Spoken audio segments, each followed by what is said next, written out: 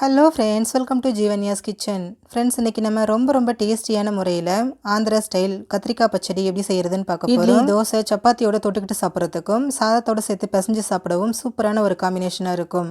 3-4 கத்திரிக்காய் இருந்தாலே போதும், சட்டுன்னு செஞ்சு முடிச்சிடலாம். இது எப்படி செய்கிறதுங்கிறத பார்க்குறதுக்கு முன்னாடி நம்ம சேனல் ஜீவன்யாஸ் கிச்சனை மறக்காமல் சப்ஸ்கிரைப் பண்ணி பக்கத்தில் இருக்க பெல் சிம்பிளையும் கிளிக் பண்ணிக்கோங்க. இது செய்கிறதுக்கு ஸ்டவ்வில் ஒரு கடாய் வச்சுட்டு அதில் 1 டேபிள் ஸ்பூன் எண்ணெய் சேர்த்துக்கோங்க. எண்ணெய் காஞ்சதும் இதில் ஒரு 10-12 சின்ன வெங்காயத்தை கட் பண்ணி சேர்த்துக்கோங்க. இது கூடவே ஒரு 3 பல் பூண்டு, ஃப்ளேவருக்காக ஒரு பச்சை மிளகாவை இந்த மாதிரி கீறி விட்டு சேர்த்துக்கோங்க. கூடவே ஒரு கொத்து கருவேப்பிலை, காரத்துக்கு தகுந்த மாதிரி வரமிளகாய், நான் 7 வரமிளகாய் சேர்த்துக்கிறேன்.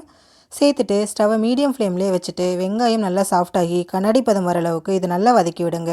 பாருங்கள், வெங்காயம் நல்லா சாஃப்டாக வதங்கி வந்திருக்கு. இப்போ இதில் ஒரு தக்காளியை கட் பண்ணி சேர்த்துக்கோங்க. கூடவே ஒரு சின்ன நெல்லிக்காய் சைஸ் புளி, தேவையான அளவு உப்பு, நான் 1 டீஸ்பூன் உப்பு சேர்த்துக்கிறேன். சேர்த்துட்டு ஸ்டவ்வை மீடியம் ஃப்ளேம்லேயே வச்சுட்டு தக்காளி நல்லா வேகிற அளவுக்கு வதக்கி விடுங்க. இதை நம்ம அரைக்க தான் போகிறோம், அதனால் குழையணுங்கிற அவசியம் கிடையாது.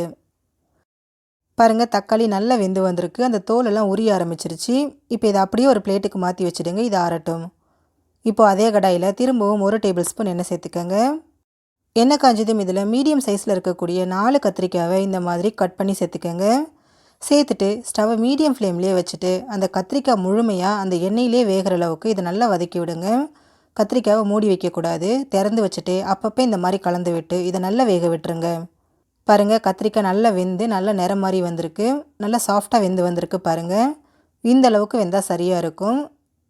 இப்போ இந்த கத்திரிக்காவையும் ஏற்கனவே நம்ம வதக்கி வச்சுருக்கக்கூடிய வெங்காயம் தக்காளியோடு சேர்த்து வச்சுருங்க. இது முழுமையாக ஆறட்டும். இது எல்லாமே நல்லா ஆறுனதுக்கு அப்புறமா அப்படியே ஒரு மிக்சர் ஜாரில் சேர்த்துக்கோங்க.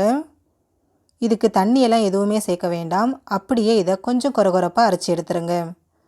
பாருங்கள், இந்த அளவுக்கு நல்லா கெட்டியாக கொரகொரப்பாக அரைச்சி எடுத்துக்கோங்க. அரைச்சதை அப்படியே ஒரு பவுலுக்கு மாற்றிக்கோங்க. இப்போ இதுக்கு ஒரு தாளிப்பு கொடுத்துடலாம். அதுக்கு கரண்டியில் 1 டீஸ்பூன் எண்ணெயை சூடு பண்ணி எடுத்துருங்க. சூடானதும் இதில் 1 டீஸ்பூன் கடுகு உளுந்து சேர்த்து வெடிக்க விட்டுருங்க. கடுகு நல்லா வெடித்ததும் இது கூட ஒரு கொத்து கருவேப்பிலையும் சேர்த்துக்கோங்க. சேர்த்துட்டு இதையும் பொரிய விட்டுருங்க.